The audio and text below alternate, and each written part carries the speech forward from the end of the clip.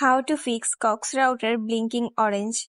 First of all, ensure all cables are securely connected, such as your power cable, Ethernet cable, and coaxial cable. Make sure the power cable is firmly plugged into the router and the electrical outlet. Then verify that the Ethernet cable is properly connected between the modem and the router. Ensure the coaxial cable is tightly connected to the modem and the wall outlet. Sometimes a simple restart can fix connectivity issues.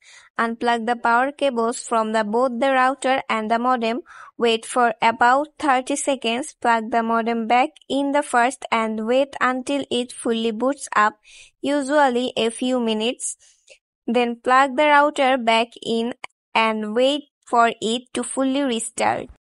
If these steps don't work out, call Cox Support Customer Service. You can find their customer service number in their website. Thanks for watching.